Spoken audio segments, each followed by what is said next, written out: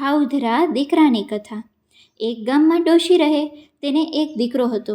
શરીરે સારો અને તંદુરસ્ત હતો, પણ કેટલાય સમયથી એ ખાવા બેસે ત્યારે 2-4 કોળિયા ખાઈને ઊભો થઈ જાય. ડોશી સમજે કે આ વસ્તુ તેને ભાવતી નહીં હોય, તેમ જાણી તે અવનવી વાનગીઓ બનાવતી. પરિણામ શૂન્ય આવતું. કોઈ પણ વાનગી હોય, પણ 2-4 કોળિયા ખાધા પછી ભાણા પરથી ઊભો થઈ જતો.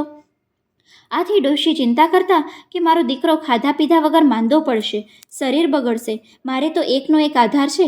દીકરાને વૈદ્યો પાસે લઈ ગયા, સારવાર માટે દવા દારૂ કરી, પણ કંઈ ફેર ન પડે. છેવટના આધાર તરીકે તેને પુરુષોત્તમ ભગવાનને ભજવા માંડ્યા અને પ્રાર્થના કરવા માંડી. હે પ્રભુ, મારો દીકરો રોજ ભૂખ્યો રહે છે, બરોબર જમતો નથી, તે બરાબર ખાતો નથી. તેમ કરો, તેને ગમે તેમ કરો, એની ભૂખ ઉગાડો. પ્રભુએ ડોશીની પ્રાર્થના સાંભળી. ડોશીનો દીકરો ખાવા લાગ્યો.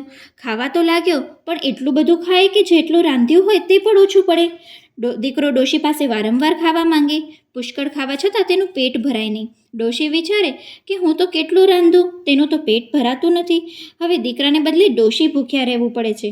ડોશીના કોઠીના દાણા ખૂટ્યા. ઘરમાંની વસ્તુઓ ખૂટવા માંડી.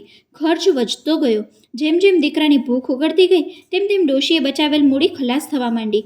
દીકરાની ભૂખ ઉગાડવા માટે ડોશી ભૂખ ભેડી થઈ ગઈ. ડોશી મંદિરમાં જઈ પ્રભુને પ્રાર્થના કરવા લાગી. હે પ્રભુ, તમે મારા દીકરાની ભૂખ એટલી બધી ઉગાડી દીધી છે કે તેને ગમે એટલું ખાય તો પણ તે ધરાતો નથી. માટે હવે એવી દયા કરો કે મારો દીકરો માપસર ખાતો થાય. હવે ઘરમાં કંઈ છે નહીં. મંદિરના પૂજારીએ ડોશીની પ્રાર્થના સાંભળી. તે સમજો હતો. તેને ડોશીને સલાહ આપી. ડોશીમાં, કાલથી પુરુષોત્તમ માસ શરૂ થાય છે.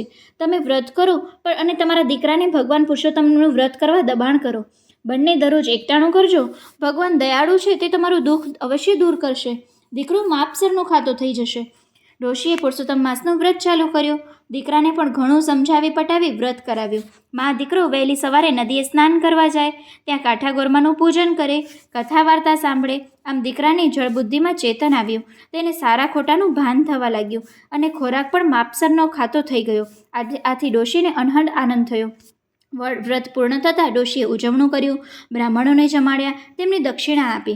પુરુષોત્તમ તણા વ્રતનો મહિમા અપરંપાર, શોક સંતાપ દૂર કરે, સુખ મળે સંસાર. બોલો પુરુષોત્તમ ભગવાનની જય.